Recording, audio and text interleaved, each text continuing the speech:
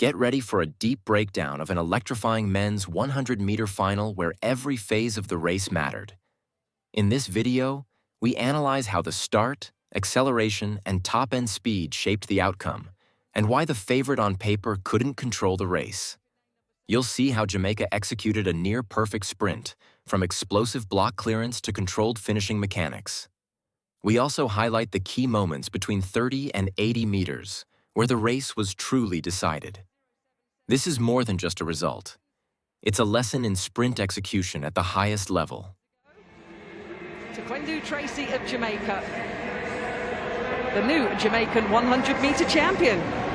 Closed down the US anchorman in the sprint relay last night, 10.07 seconds this season, that's the lifetime best. Yu Zhengzhu of China, 10.21 seconds, he lines up in lane number 3.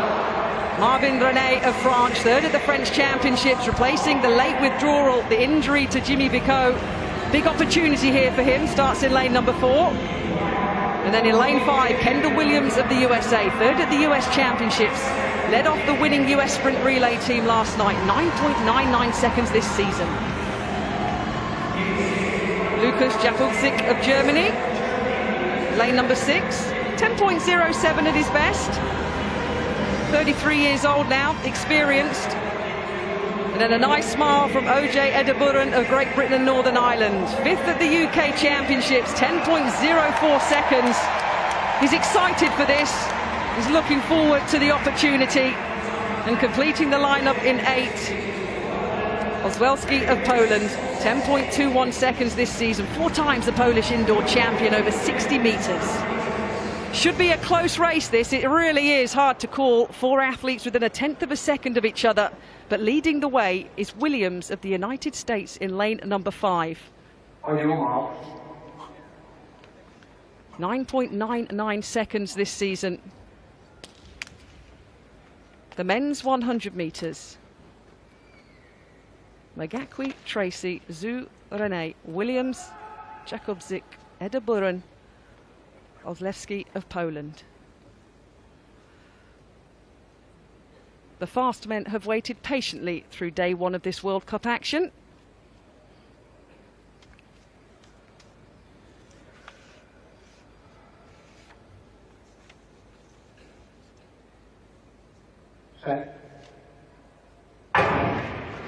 Well, it's a good start, it's a pretty even start as well. The Jamaican Tracy going well in lane number 2. Williams has got a bit of work to do here. Jamaica, USA.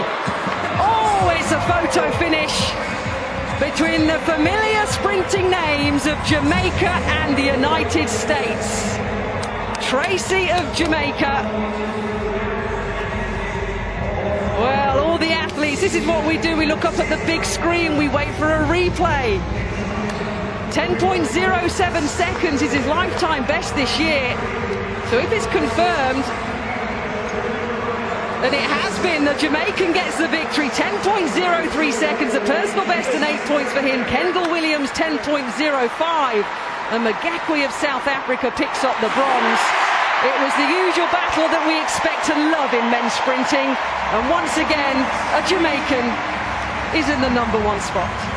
Well, the Jamaicans are really, one generation has come and virtually gone, but look, second to right there. Taekwondo Tracy gets a brilliant start, the 25-year-old, and this is running to a personal best battle. Brilliant battle with Magakwi of South Africa in the green on the far side, but he takes it marginally there from the charging Kendall Williams of the USA, who takes second place.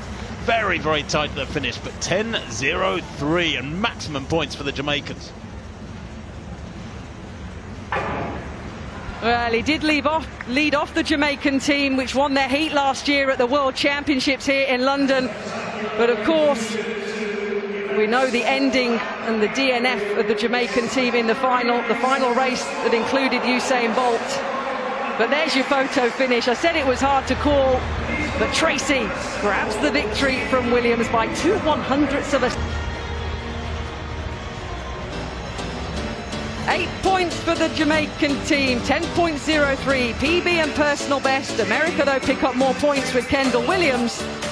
South Africa in 3rd and OJ Edeburen for Great Britain and Northern Ireland in 4th. The men's 100 meters final in London unfolded as a race where execution under pressure proved more decisive than pre-race statistics. Despite Kendall Williams entering as the only sub-10 performer in the field that season, the race dynamics quickly demonstrated that top-end speed alone is not enough in a championship-style sprint. The margins were too small and the field too compact for any inefficiency to go unpunished. From a structural perspective, the race was shaped in the first 30 meters. The start phase immediately separated the contenders from the rest. Rohan Tracy delivered the most effective reaction and drive phase, combining fast block clearance with optimal body angle. His first steps were powerful yet controlled, allowing him to transition smoothly without excessive vertical movement. This gave him an early positional advantage, particularly important from lane 2, where visibility of competitors is limited. Kendall Williams, in lane 5, did not have a poor start, but it lacked the explosiveness required to assert dominance early. His reaction was solid, but his drive phase showed slightly less projection compared to Tracy. At this level, even a marginal deficit in the first 20 meters forces an athlete into a reactive race pattern rather than a controlling one. Between 30 and 60 meters, the race entered the acceleration phase, where athletes attempt to reach and stabilize their maximum velocity. Tracy maintained excellent mechanics through this segment. His stride length increased progressively without sacrificing cadence, and his posture transitioned cleanly from forward lean to upright sprinting. This phase is often where races are won or lost, and Tracy's efficiency allowed him to extend his advantage. Williams, known for his top-end speed, began to recover ground during this phase. However, the key issue was not his maximum velocity, but the distance he had already conceded. In the 100 meters, chasing is inherently inefficient. It forces micro-adjustments in stride and increases tension, both of which reduce overall performance. The presence of experienced athletes like Lukas Jakubczyk and Marvin René added another layer to the race. Both displayed technically sound sprinting, particularly in maintaining form through the mid-phase. However, neither generated the same level of acceleration as Tracy, leaving them slightly behind the leading battle. One of the most critical segments came between 60 and 80 meters. This is where athletes either maintain velocity or begin to decelerate. Tracy's composure was particularly evident here. His relaxation under speed allowed him to sustain momentum without visible tightening. His arm carriage remained efficient, and his ground contact time stayed minimal. Williams, by contrast, showed subtle signs of strain. His stride remained powerful, but there was a slight increase in muscular tension, particularly in the shoulders. This is a common response when an athlete is attempting to close a gap at maximum velocity. While he continued to gain marginally, the cost of that effort limited his ability to fully capitalize. The final 20 meters ultimately defined the race. In elite sprinting, deceleration management is often more important than acceleration. Tracy demonstrated superior control in this phase. Rather than overstriding or forcing additional speed, he maintained his mechanics and resisted the natural tendency to tighten under pressure. Williams made a final push, but the earlier deficit proved decisive. His closing speed was strong, yet insufficient to overturn Tracy's advantage. The difference at the line was not dramatic, but it was clear, a reflection of execution rather than raw capability. From a technical analysis standpoint, 4 key factors determined the outcome. First, start and drive phase efficiency. Tracy's superior block exit and early acceleration allowed him to establish track position immediately. Second, transition mechanics. His ability to move from drive phase to upright sprinting without disruption preserved momentum. Third, relaxation at maximum velocity. Maintaining composure between 60 and 80 meters prevented unnecessary energy loss. Fourth, deceleration control.